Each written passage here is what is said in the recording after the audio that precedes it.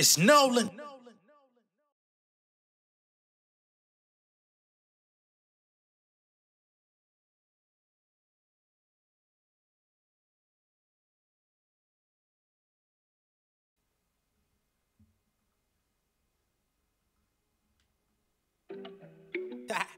I've been raking up off these niggas for a minute now.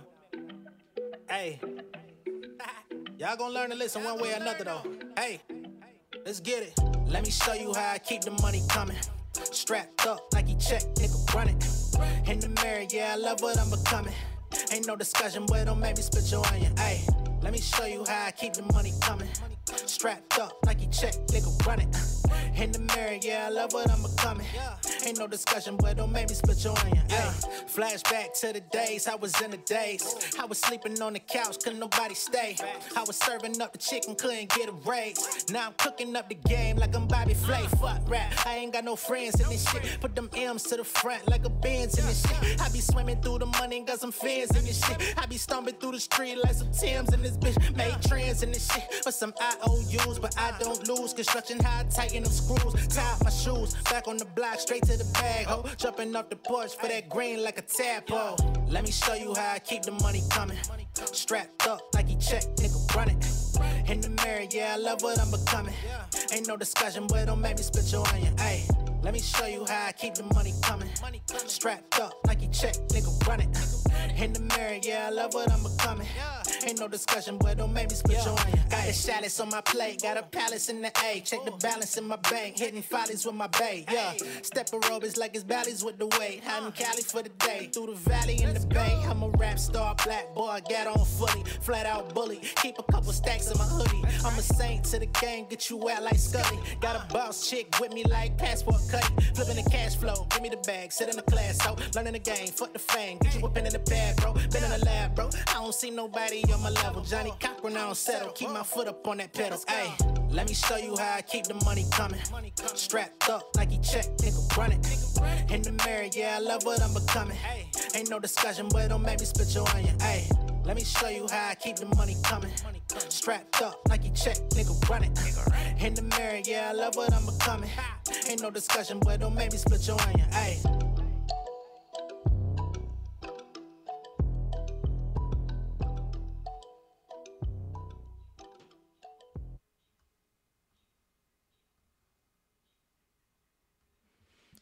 What's going on, beautiful people? It's the kid J Nolan here. Welcome back to another episode of Inside the Industry, your number one source for music, entertainment, commentary, and breakdowns. Now today, in this video, we're going to be moving away from the Diddy saga, at least temporarily, until other things come up, other advancements are made, which is actually quite relieving to me, right? So I can be a little bit more upbeat, a little bit more joyous, a little bit more, you know what I'm saying? Like myself in these videos, you know what I'm saying? Because you want to treat delicate subjects with tenderness and care, you know what I mean? You don't want to just be out here going willy-nilly with really sensitive subjects, all right? So today, what I would like to do is talk about the supposed music industry hip-hop big three, right? This was such a big conversation just a couple months ago. And now I don't know where does it go from here? Is there still a big three? Are we still going to be calling these three artists, Kendrick, Drake, and Cole, the big three? Is it the big two with Kendrick and Cole? Is Drake being removed from the big three with all of the allegations and all of the industry storm that's now shrouding him? Right? The culture conversation. I'm asking y'all. I'm not coming with my own opinion here. I'm asking y'all, where do y'all see this going with the big three moving forward? I've already said I do believe Drake will continue to be a successful artist in his own right, but with the way that Not Like Us really hit the market, we're going to get into all the specifics on that too in a minute. It just feels like it's not the end for dude, but it definitely feels like a cultural shift is happening when I think a few years ago, had somebody come out and made that song about Drake, not named Kendrick Lamar, or even Kendrick Lamar at another point in time, I don't think it pans out the way that it did, you know what I'm saying, at the top of this month. I just don't see it being that way. I think it was a perfect storm of interest, the right opponents at the right time. Hip hop had been in such a lull, and I will continue to say, when I talk about hip hop being a lull, I do not want to overlook the fact that the ladies have been holding shit down. But I'm talking about as far as male artists coming out, it was looking very dismal. One might even say abysmal. Yeah, I mean, so I mean, the song has become a worldwide phenomenon. It's not just going crazy in the States. It's internationally getting blown up. So can we still look at Drake as a big three competitor, or does he get his spot filled by, I don't know, who would even be next in line, right? Who's somebody who actually has, you know, lyrical skill and commercial success like the rest of these guys? I mean, we can't really put Big Sean in that space because he gets overshadowed anytime either one of these motherfuckers speak, drop a song, or make an appearance outside.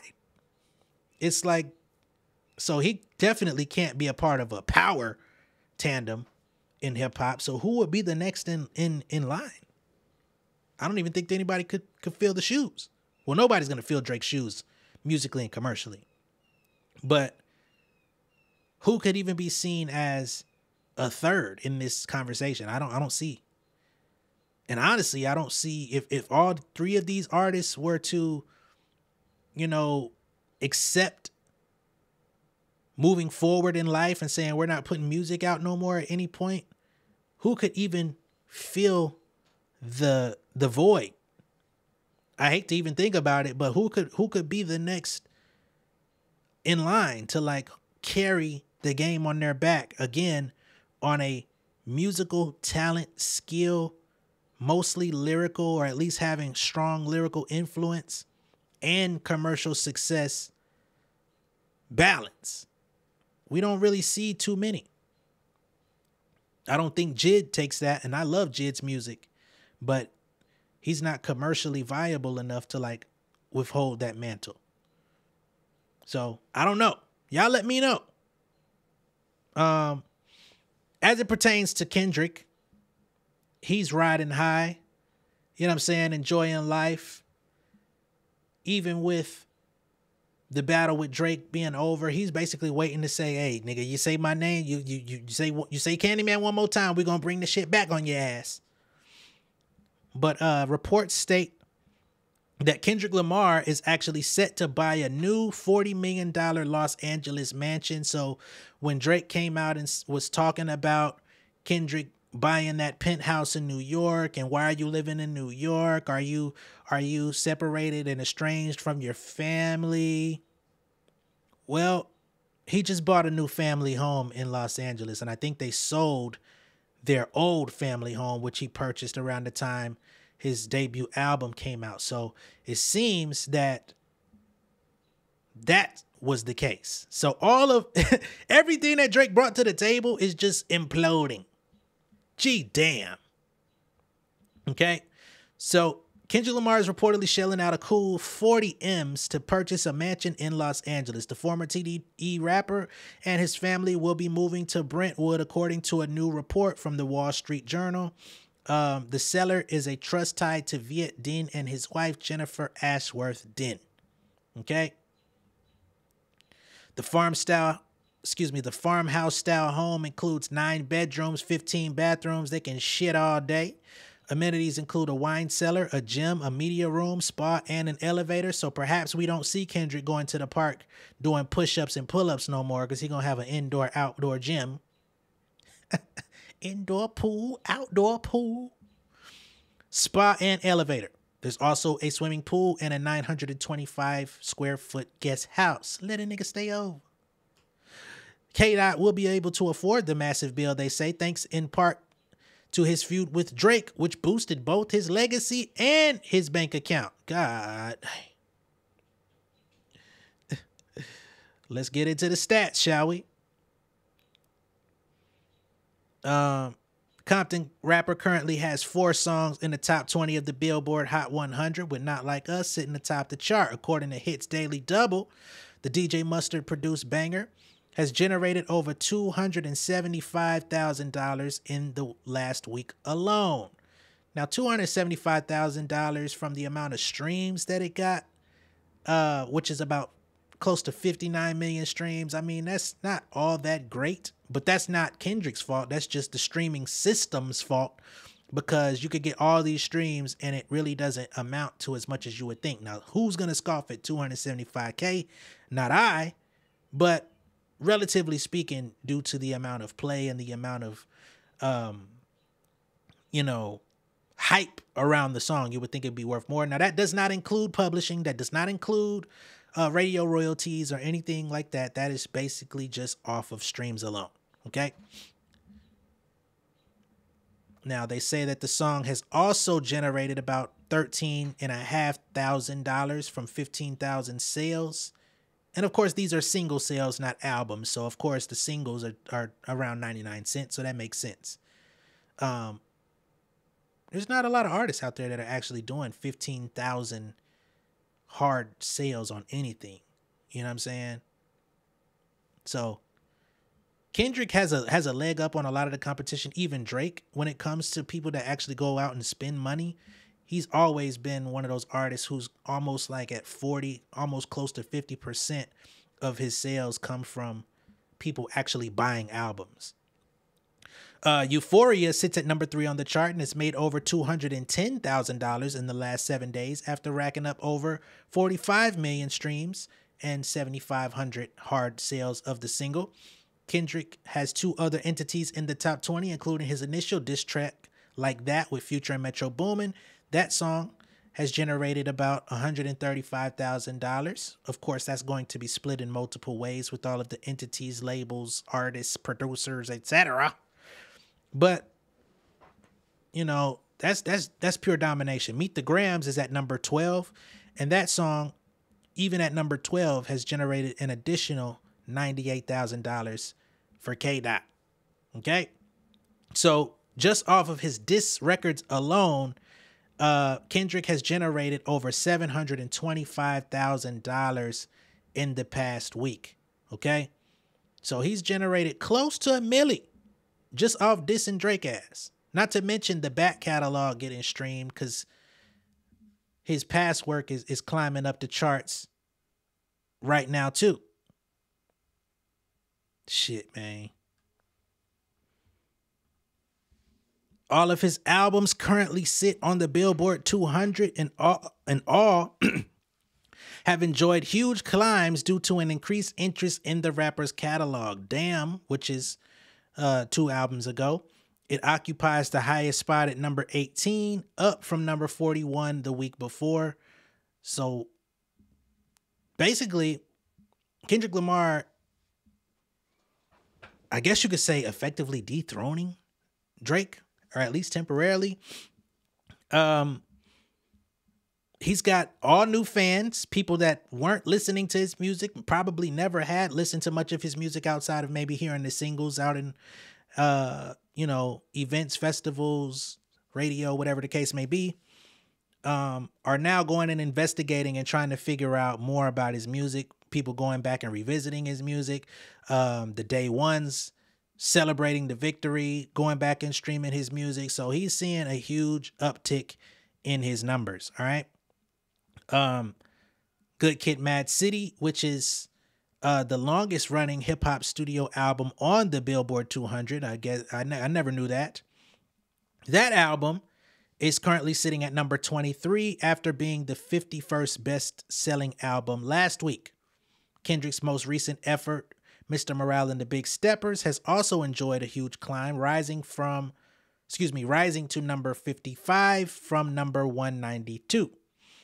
And what some people would identify as a a non-classic, but definitely a classic in many people's opinions. To Pimp a Butterfly has also re-entered the chart, now at number 109 after previously falling out of the top 200. So his entire discography as a mainstream artist is being restreamed all over and over again. Now, that's not to say that Drake has seen no growth or money in the past week or so. In comparison, Drake's Family Matters and Push Ups have earned over $200,000 in the last 7 days, which is nothing to scoff at. But he's not seeing the same type of gains that Kendrick is seeing. His streams actually kind of went south for a little bit. All right. Now, as it pertains to J. Cole, we're not really getting any statistics on if his music is moving up or down, right or left, especially being that he decided to bow out of the Battle Royale or the three-way, whatever you want to call it, immediately, basically. And at this point, we're no longer clowning J. Cole for making his decision. I think that was a very sound decision. And it was the best move for him because who knows what type of fucking... who knows how explosive things would have gotten if he was involved, you know, just with all of the mudslinging, the allegations, the investigations, this whole Riddler shit going on, who is still on the loose and is supposed to be making a return to social media tomorrow to start actually outing shit. I'm gonna go ahead and tell y'all, when this nigga start singing like a canary, we're gonna talk about it. So if you thought we got away from that shit, think again. And again, and again, till we get some closure on that. Because he says Chris Alvarez is a motherfucking lie. So, yeah, that's where we're going with that. I'll update y'all on that. I guess tomorrow or today, depending on when you're seeing this, because this is a pre-recorded. But yeah, yo, that's where we're at with that. Now, something that was interesting that came out over the past couple days is the whole story of the Dreamville Fest, the Cole apology, and people were purporting that Drake was actually at Dreamville Fest right there. And before J. Cole could get up on stage and issue his apology to Kendrick Lamar, Drake got the fuck up out of Dodge. Some people are alluding this to Kendrick's lyric, "Did Cole foul? I don't know why you still pretending." I personally don't believe that Kendrick was talking about that. That's just me. And there's some people out there that are close to the Dreamville team that call that story crap. Big cap. That's what they say. And these are people that actually do business with Cole and were there also. This story is being spread by Mandy B of Horrible Decisions, See the Thing Is fame. We just talked about her a few days ago and her issue with Bridget Kelly and the podcast and the Patreon splittage that's not splitting. So we're going to go ahead and play a clip of her talking about her estimation of what happened. And we'll go from there. All right. Y'all just give me a second to drop that on in here. Dreamville just had their third Dreamville OVO Fest. Mm-hmm. Niggas talk about it like it's Caravana. Mm-hmm. So like, and so the money that they're bringing back into their communities, yeah, I'm sure Kendrick is doing it as well, but Kendrick doesn't have a festival. I don't see Kendrick, because he doesn't release as much. He's not touring out like. He's just the only one they all scared of. Which I don't think they're scared of him. Definitely like, scared. No, I think they are now. No. I don't think they're scared of him. I think that J. Cole was scared. J. Cole scared. You was in the building that night. You ain't smell the field? No. You ain't smell the field on that stage? So that's the thing. Drake was there at Dreamville. Okay. Drake had his whole compound, because I tried to get some fucking jerk chicken and they was like, we got to feed Drake's compound first. Gotcha. Drake was there. Drake was supposed to go on stage. I think something after switched he said up. that shit, he said, I ain't going up there. Well, yeah, no. I like Cole didn't want to make this, which is his thing, about the beef. And of course, you know, I'm sure they wanted to perform still first person shooter, all those things. However, so Drake canceled his performance. Drake left 30 minutes before Cole went on stage. Drake was there. This is even before he said what he said on stage. So he knew what Cole was about to do? And he was like, I'm out? I think Cole was like, you not finna come up here. Let's not do that. Maybe he tried. I don't know, because I don't know. All I know is Drake was there all day. Got you. Had his compound like he did last year, because he headlined last year with Usher. Right. And I saw both of them on tour. I'm sure they're still cool. All I know, and again, I don't know either of them personally. I'm just a huge Dreamville like supporter stan. Yeah. And I know, because I was in the artist compound, that he was there. Got you. He left beforehand. And I don't know. I don't think Cole is scared. I think Cole is very smart. Cole, like you said, we ain't seen Kendrick. We don't know a lot about Cole's personal life. If knowing that it was going to be taken to this low, mentioning their kids and his wife, and then let's be very clear. I think that would make you scared. I think that Cole I think Cole is lyrically better than everybody, and so to me, he's proven that. He literally says, "I'm gonna hop on your shit and kill you on it, and you gonna know I'm gonna kill you." And everyone says, "I killed you on your record," but y'all accept it now. He is the best. All right, that's Mandy B coming out with her account of the story. The only thing that throws off her story is the fact that she didn't physically see Drake there. There was some sort of compound where people of Drake association, I suppose, were there, needed to be fed first and all of those types of things. But again,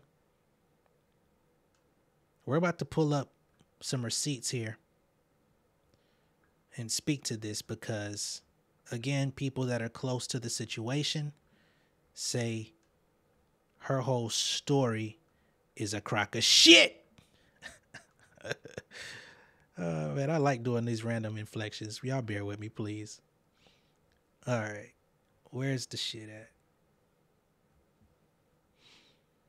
As you can see here, Zeke from Since the 80s Management, he says, y'all believe anything.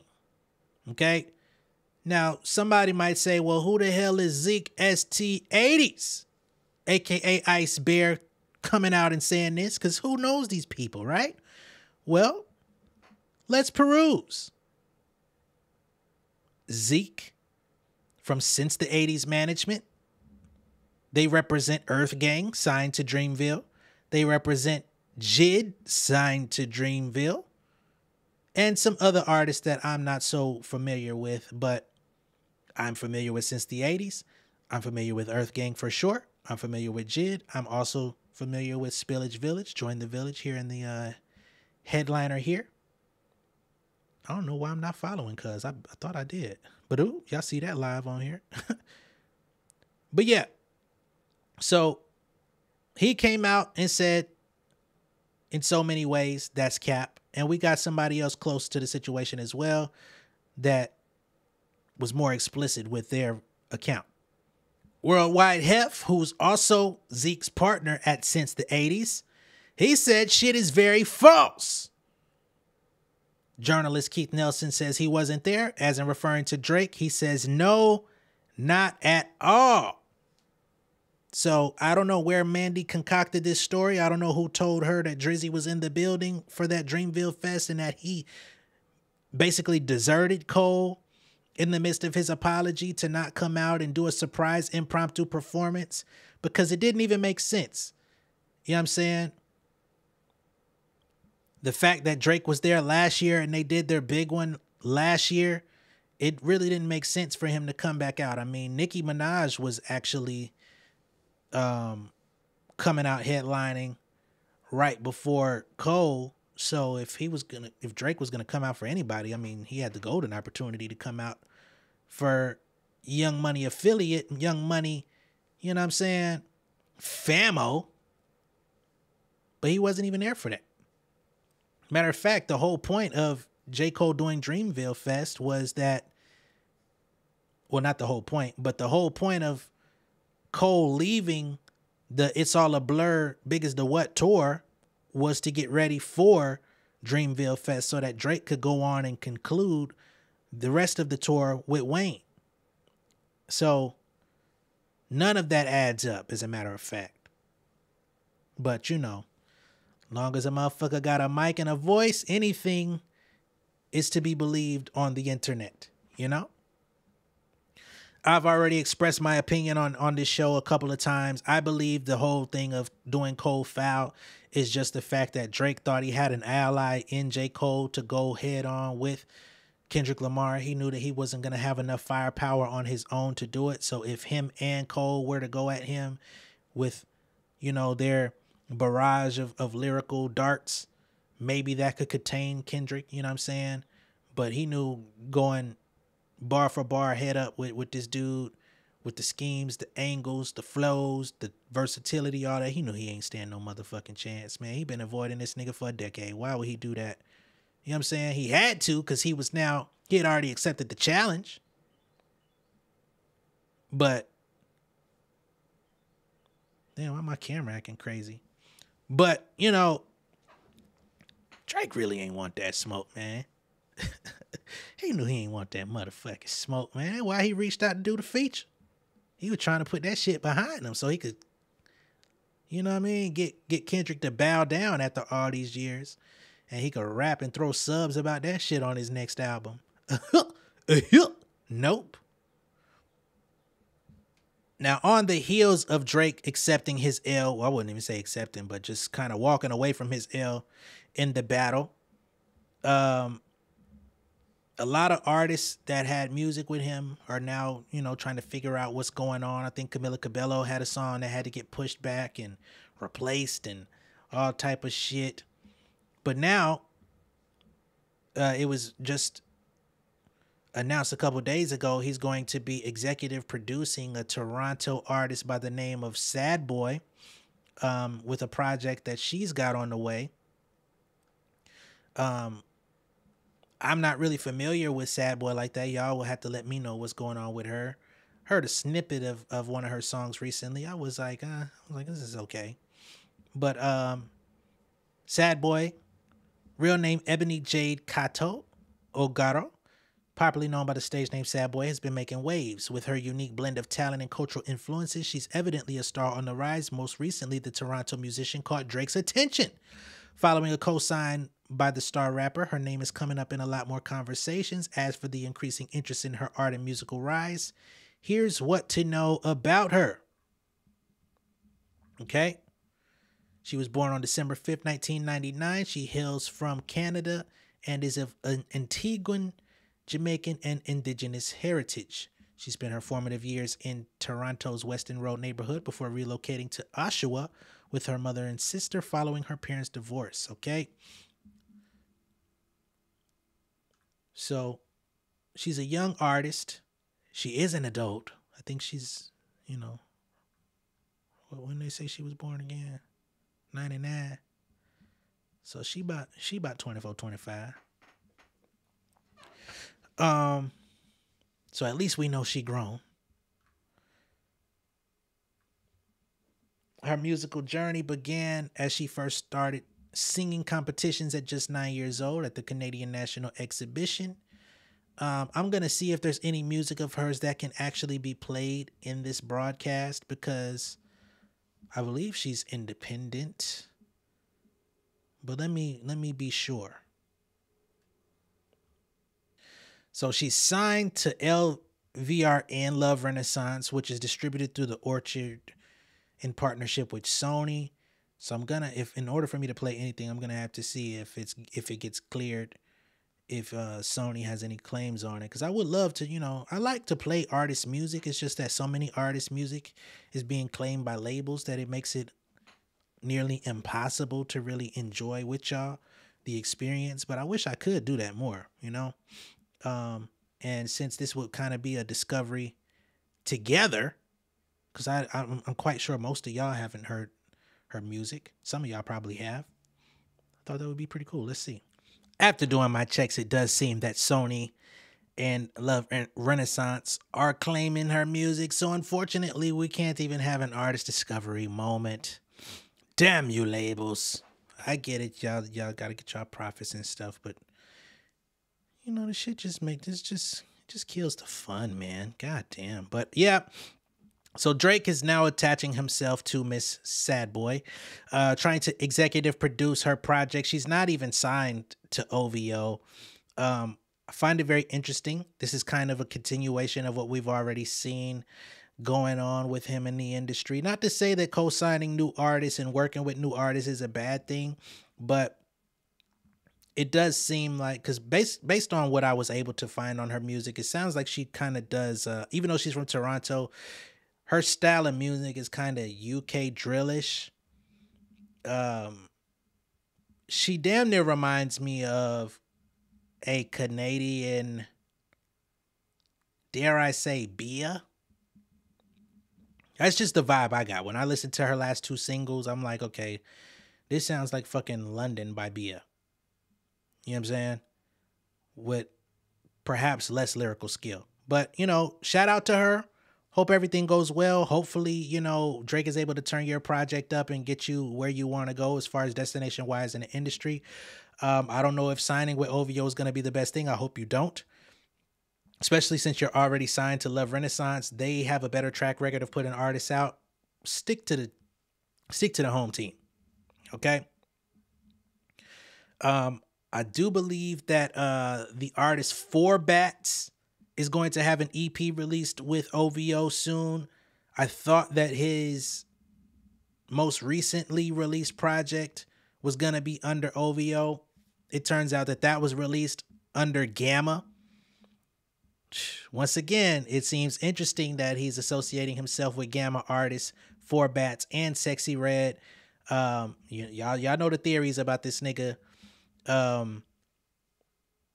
perhaps being a part of the ownership group or a part of some sort of private investment into Gamma to receive financial kickbacks off of the success of their acts. It seems more and more like that could be true, or at least have some plausibility to it. Not to say that that's a bad thing either, but it just adds credence to why maybe some of these artists in the industry are turning on him all at one time.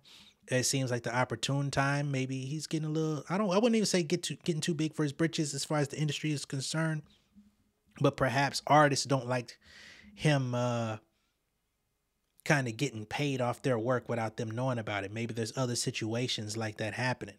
I don't know. As it pertains to Drake's label running situations, right now there's a viral story, an old story going viral, I should say. Rapper / singer McConan. Y'all remember McConan, right? Going up on a Tuesday. Well, they're now resurfacing his story with some details that I was not privy to. I knew that Drake basically put that nigga on the shelf once it was found out that he was gay, but there was a lot more to the story that I wasn't aware of. Now, I'm gonna be honest, give you a quick disclaimer. The person telling the story ain't my favorite storyteller, but I don't want to rip off Homeboy's content, so I'm going to have to give him the platform to speak in order for him to get the point across without me just hijacking it, okay? Out of respect. So, y'all just give me a second. I'll pull it up for y'all, okay? Cool. So McConan had a problem. Y'all remember McConan, right? The guy who sings Club Going Up. But anyway, McConan had a problem. He comes out with a song called Tuesday that was blowing up in the underground. Now, the person who produced the song, his name was Sonny Digital. He was pretty famous. McConan, not that famous. Sonny Digital gets a phone call from somebody named Drake. Drake tells him, hey, let me get on the song Tuesday. Now, I don't know if you know much about the music industry, but this is not something you do. This is kind of like if you had a coworker call your boss to tell you to cover their shift. Your boss would be like, why don't you ask yourself? And that's exactly what Sonny did. He says, why don't you ask McConan yourself? You know what? Don't even worry about it. I'll ask him for you. So he asked McConan, hey, you want Drake to get on your song? McConan goes, of course, I'm an unknown artist. Drake, tell him to get on my song. So Drake gets on the song. The song becomes a huge hit and everybody lives happily ever after. Psych, stupid. Here's where things start to get wicked. Now, McConan gets 2 deals. He gets a deal offer from Drake saying, hey, why don't you come sign to me? And he gets another offer from somebody else. Now, I need you to start listening right right now. Drake's offer is every song that you've ever created, you need to take down. He had like 10 albums at this point. And also, you don't have to pay for the feature that I just gave you, meaning that the opposite is true. If you don't sign to me, you have to pay for the feature that I gave you, even though I asked to be on your song. And if you can't pay for a Drake feature price, which is a lot of money that he definitely doesn't have, then you need to take the song down. The song that's basically making your career go up at this point. The other deal was a standard deal that basically let him keep all of his songs. His manager told him, take the standard deal. Taking the Drake deal is idiotic. He took the Drake deal. Drake said, welcome to OVO. McCona said, thank you so much. Drake said, I hate you with all my heart. McCona says, Drake says, look at Twitter. McCona looks at Twitter. All of his old tweets about him dissing Drake, talking crazy about Drake, resurfaced. Now, if y'all know anything about Drake, he takes things very, very personally. But come on, he just signed a new artist. Hey, they smooth things over. It's all good. Drake invites him to the studio. McConan goes over to the studio with his manager. Everything cool. And then McConan's boyfriend walks in. McConan's manager looks. He said, why did you invite him? McConan goes, he cool. He gonna be fine. McConan's manager looks at his boyfriend and says, don't say anything that's gonna be weird. McConan's boyfriend goes, you know I'm cool. I'm cool. Wow, Drake, your place looks super nice. Wow, we finally made it, McConan. Look at us, we did it. We're in Drake's. Drake go. Manager go. McConan go. Drake said. Yeah, they stopped hearing from Drake. Drake didn't help him promote his album, none of that. Now, all this is stressful. He fires his manager. All of a sudden, tweets come out saying, I hate Drake. He not helping me promote my album. From him. He says, I didn't send these. They were my manager who I just fired. He still had access to my Twitter. Didn't matter.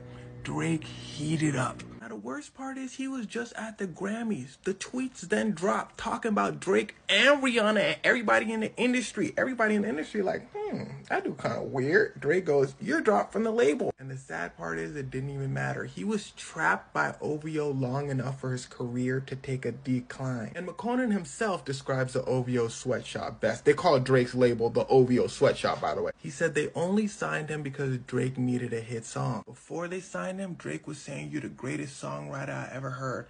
After they signed him, no phone calls. Think about everything I've said in this video from a business perspective. How did Drake know about McConan in the first place? How did he know about Migos when they first came out? How did he know about Block Boy JB? How did he know about the million artists that he's been on features with? Well, he's very tapped into the underground music scene. If an artist is starting to rise, you can bet that you're gonna see a Drake feature or a Drake remix with that artist. Now, if you don't have a label, you'll get offered a label. Then you'll find yourself writing a lot of songs and giving up a lot of songs to Drake. Word to the Weeknd. Let's just thank God that he never officially signed that paper.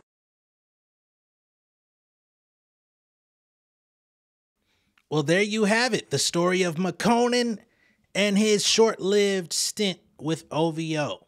Okay? Now, a Twitter user came out and said, hey, fuck McConan. He's a murderer anyway. He killed his friend. Which led me to go look further into that. Because I said, whoa, I didn't know nothing about that. What the fuck is going on? Well, here we are. Back in 2008, McConan allegedly killed his friend unintentionally. So let's get to the story. They say, family struggles with son's death. The Godoys can't think of it as a mistake. It's too horrible, too awful to have been an accident when their 16-year-old son was shot in the head. Clayton County Police, which crazily enough, I mean, I'm from fucking Clayton County. I'm from Riverdale. I never knew about this story, and I was out there when this shit happened. They say the Clayton County Police said it was unintentional, and McConan Sharon, a friend of Anthony Godoy, wasn't charged with murder, but with involuntary manslaughter. But Anthony's father and mother, Oscar and Betty Godoy, cannot accept that. The father says he shot my son. He executed my son. He hit him in the head. If it's an accident, you're not going to point it into the head and shoot. Oh, it was an accident. That makes it like he had nothing to do with it. He shot my son. Those are quotes from the young man's father. The article states more than a year after Anthony's death that Sharon's trial has been delayed and the court is scheduled to look at a motion to dismiss the whole case. The Godoys are concerned the district attorney's office is going to just drop the case. Young man's mother, Miss Betty Godoy, says, I don't know what's going on over there, as in the DA's office. She says this boy, the person who was charged, he's walking free.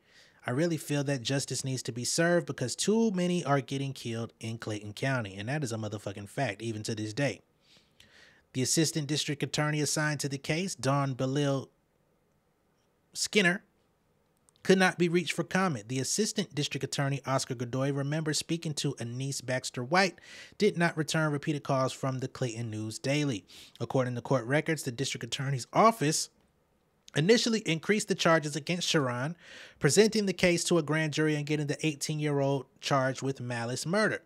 The office argued that he not only killed his friend, but did it intentionally. The investigation by the Clayton County Police Department, however, only resulted in charges of involuntary manslaughter.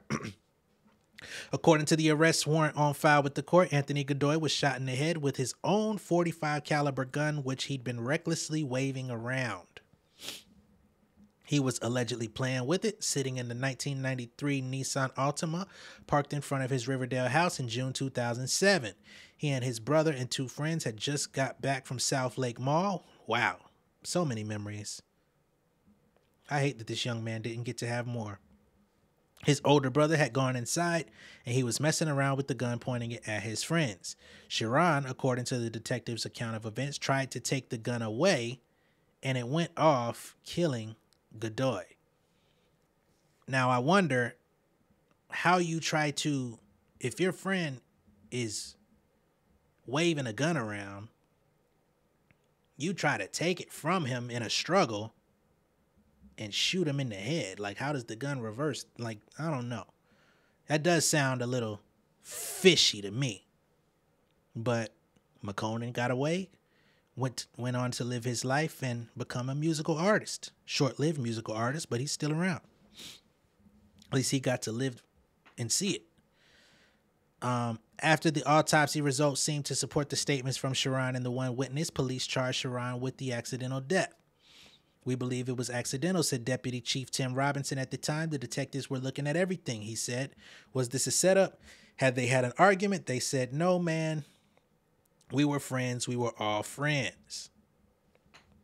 The witness, who said he was smoking weed at the time of the shooting, has changed his description of the details several times, though, and the charges escalated in the district attorney's office. So they're saying that the one witness who was there, a mutual friend, he was smoking weed and his story changed multiple times, even leading to the escalation of other charges. A motion was filed by Sharon's attorney at the beginning of the October to dismiss the indictment with the murder charges. The trial was originally set to start on Monday with the seating of a jury, but the case had been moved and the judge was going to hear arguments on the pending motion in December of that year. The whole situation left the Godoy family feeling helpless. Anthony's older brother says it don't make no sense. You jaywalk, you take you to jail.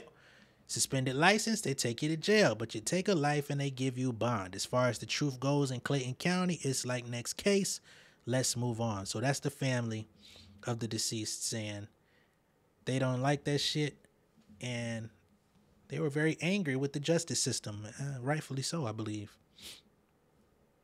So the Twitter user that came and said fuck McConan used this story as his reasoning to say I don't care what happened to his musical career because he killed his friend. Shit. Got to be more careful, man. Got to be more careful. All those things aside, when it comes to Drake, it seems that he's going to be trying to release summer music. Seems like he's executive producing some music for the summer from Sad Boy. We'll see how that goes. But again, I asked the question, do y'all believe that the big three is over? Do y'all believe that it's just a big two? Or do y'all still include Drake in the big three conversation, even with all of the additional conversation surrounding his name? Let me know what y'all think. At this point, I'm going to leave it in y'all hands. I will be back shortly or soon with more content. Be sure to like and share this video. If this is your first time seeing me on YouTube, go ahead and subscribe to the channel, become an insider, and I will catch y'all a little bit later. All right? Much love and respect. I'll see y'all in a minute. Peace. King of my city and cul-de-sac. Coming out swinging like Soldier Rag. Leading my people like quarterback. Boy, I study this shit, I'm an almanac. Had to get up and grind. Knowledge is booming, I'm here to apply. Came with the chip and the dip, it just single the mind. We finna do more than survive. I need my check. Spinning the block for the Gouda. We hitting the jeweler to flood out the net. We don't do beef on computers, I'm straight out the sewer. We come when you rest. Niggas be looking perplexed, so keeping my foot on their neck. No map, I trust my gut for the quest. With drama, I'm fully abreast. I was ready for years and they doubted me. All of a sudden they tell me they proud of me. I've been dropping these haters like calories. First I'm out, I came back with some boundaries. Stand for my honor, but too raw, no corner. Packing the stick with a drummer. Wanna catch my bad, won't fumble. I done came too far to be humble.